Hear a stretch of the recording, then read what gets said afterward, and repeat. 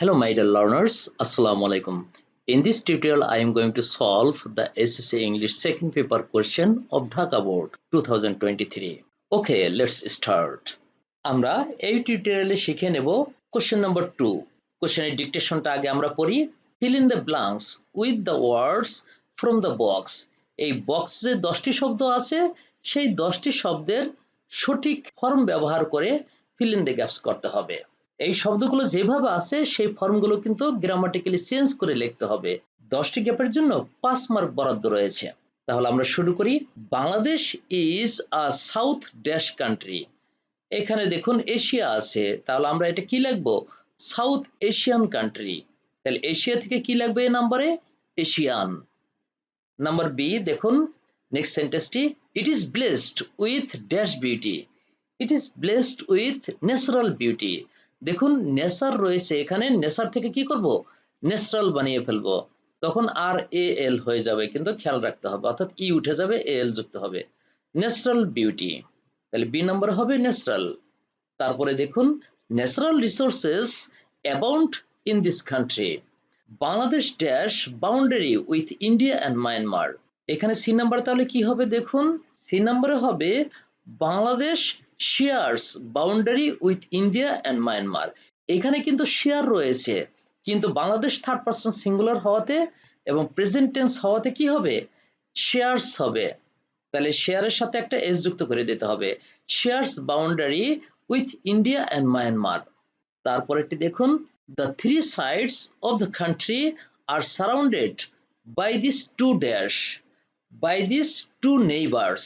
দেখুন এখানে কিন্তু নেইবার আছে, কিন্তু টু হওয়াতে অর্থাৎ প্লুরাল হওয়াতে এখানে কিন্তু নেইবার্স হবে, এস যুক্ত না করলে কাটা যাবে কিন্তু, তাহলে নেইবার্স হবে এখানে ডি নাম্বারে। তারপরে দেখুন দ্য বে of Bengal is dash south of Bangladesh. তাহলে এখানে কি হবে? দ্য বে of Bengal is to the south of Bangladesh. তাহলে এখানে আমরা প্রিপোজিশন টু বসিয়ে দিলাম। The majority of the dash mangrove forest Sundarbans lies in this country. তাহলে দেখুন এখানে কি হবে? The majority of the largest mangrove forest Sundarbans. এখানে লার্জ থেকে আমরা করে দেব লার্জেস্ট। তাহলে এফ নাম্বার আমরা কি দেব বলুন তো? Largest. Largest mangrove forest Sundarbans lies in this country. This forest is the dash of the world famous royal Bengal tiger. দেখুন এখানে ওয়ার্ল্ড বানানটা ভুল ছিল, একটা এল বাদ পড়েছে, যাই হোক আমরা দিয়ে দিলাম। তাহলে উত্তরটা কেমন হবে দেখুন, দিস ফরেস্ট ইজ দ্য, এখন আমরা এখানে কি দেব? অ্যাবোট, বাসস্থান। তাহলে this forest is the abbot of the world famous royal Bengal tiger. এখানে অ্যাবোট আছে, এটা হুবহু বসবে, কোনো চেঞ্জ হবে না। তারপরে দেখুন পরেরটি, a dash of reverse criss cross this forest. এখানে এ নাম্বার অফ রিভার্স এরকম হবে, তাহলে নাম্বার কথাটা এখানে রয়েছে, দেখুন আমরা ওইটাকে হুবহু ব্যবহার করব। আর নাম্বার অফ রিভার্স মানে বোঝাচ্ছে আর লট অফ রিভার্স, অনেক নদীকে বোঝাচ্ছে। তাহলে আমরা এইচ নাম্বার কি দেব? নাম্বার যেটা আছে সেটাই ব্যবহার করব। এরপরে দেখুন, it is also a great dash of natural wealth. It is also a great source of natural wealth. তাহলে আমরা এখানে কি দিলাম? সোর্স। এখানেই সোর্স হুবহু আছে, এটাও হুবহু ব্যবহার করতে হবে, কোনো চেঞ্জ হবে না।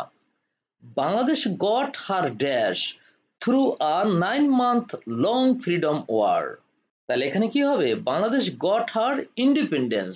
দেখুন এখানে কিন্তু ইন্ডিপেন্ডেন্ট দেওয়া আছে অ্যাডজেক্টিভ ফর্মে, আর এখানে উত্তর হবে নাউন ফর্মে, কারণ হার হলো পজিটিভ কেস, আমরা জানি পজিটিভ কেসের পরে নাউন বসে। তাহলে কি হবে? Bangladesh got her independence, change করে লিখতে হবে, কিন্তু টি এর জায়গায় কি দিতে হবে? সিই দিতে হবে। তাহলে হচ্ছে যে নাম্বার উত্তর হবে ইন্ডিপেন্ডেন্স। তাহলে Bangladesh got her independence through a 9 month long freedom war. এভাবে পড়াশোনা সংক্রান্ত নিত্য নতুন টিউটোরিয়াল পেতে আমাদের সাথেই থাকুন। ধন্যবাদ সবাইকে।